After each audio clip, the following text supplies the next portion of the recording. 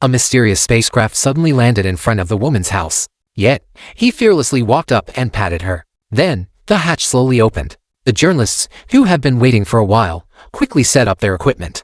To their surprise, her husband emerged unharmed. As the only human who had been in contact with extraterrestrial life, she became the sole window for people to understand this mysterious arrival. When it was revealed that the aliens had given Jack a gift, government representatives immediately wanted to claim it for themselves. Seeing that Jack was unwilling to cooperate, they directly drew their guns and threatened him.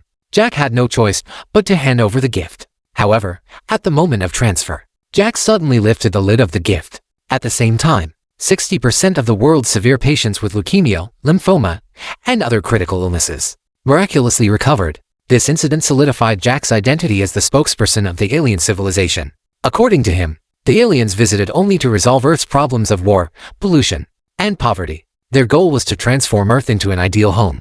But no one had ever seen the aliens' true form, and even Jack was unclear about the appearance of the Supreme Ones. However, Earth indeed changed as the aliens had promised. Wars ceased. Warships once used for battle were now repurposed to transport relief supplies.